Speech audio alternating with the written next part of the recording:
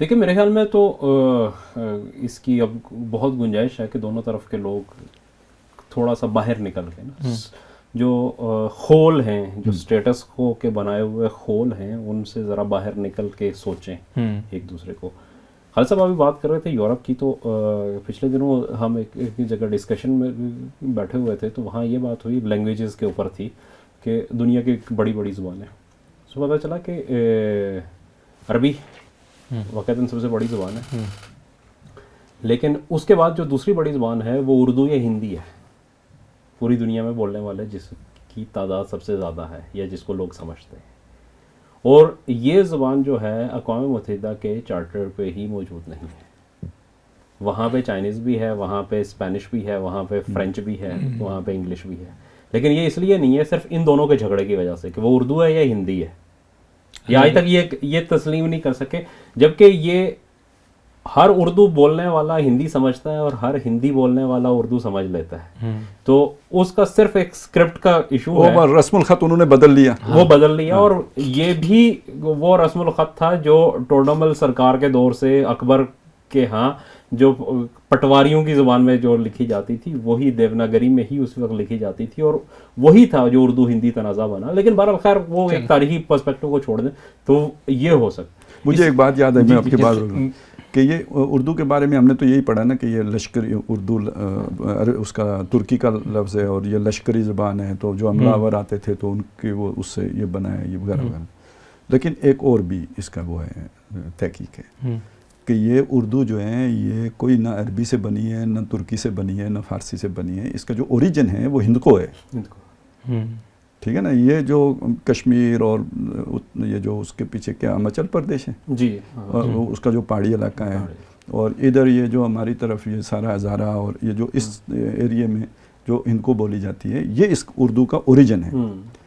تو تھا تو اپنا ہی، لیکن یہ کہ پھر رفتہ رفتہ اور ہو گیا. وہ کہیں سے ہو گئے. تو کہنے کی بات یہ ہے کہ یہ ایک جو ہے نا محرومیت.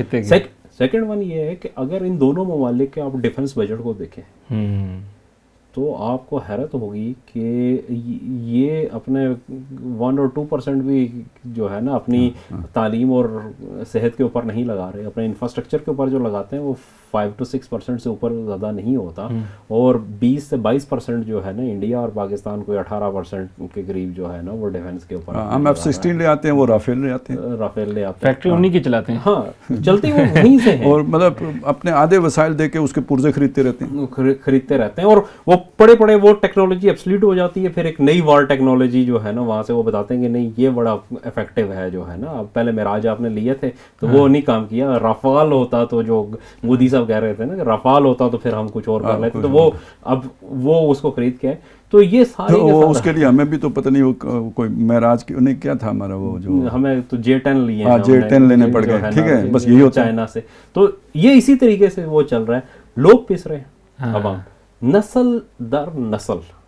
اچھا اس میں بھی کنفلکٹ آج کے دور میں جو کہا جائے، ایک آخری جو ہے نا میں بات ہے کہ کنفلکٹ اگر کہا جاتا ہے تو وہ کہتے ہیں کہ کشمیر کے اوپر مین کنفلکٹ وہ ہے. اور کشمیر کا ایشو جو ہے وہ چلیں ناردرن انڈیا کا ہوگا، پاکستان میں پنجاب کا ہوگا. جو پاکستان کے گوادر میں بیٹھا ہوا ہے یا انڈیا کے میزورم میں جو بیٹھا ہوا بندہ ہے، اس کو اگر وقت پہ دوائی نہیں ملتی یا وہ ڈاکٹر جو ہے نا اس کا علاج نہیں کرتا اور وہ تڑپ کے جان دیتا ہے، تو اس کی وجہ یہ ہے کہ کشمیر جو ہے نا وہ کس کے پاس ہوگا. اس بات پہ وہ بھوکے مرتے ہیں. سب سے سستی لیبر اس وقت پوری دنیا کے اندر یہ ہے. سب سے زیادہ لوگ جو بارڈر کراس کر کے مختلف ممالک میں انلیگل کام کرتے ہیں وہ انڈیا اور پاکستان کے، جسے ذہن ہندی کی بات کر رہے ہیں. تو اب ان کی صورتحال یہ ہو گئی ہے، اور اس کی وجہ یہ ہے کہ وہ لڑتے لڑتے ہو گئی گم، ایک کی چونچ اور ایک کی دم. صورتحال اس پہ پہنچی ہوئی ہے. وہ ذہن ہندی سے مزدور ہندی بن گئے. نہیں ذہن ہندی سستا ہو گیا نا. یہ بھی تو ایک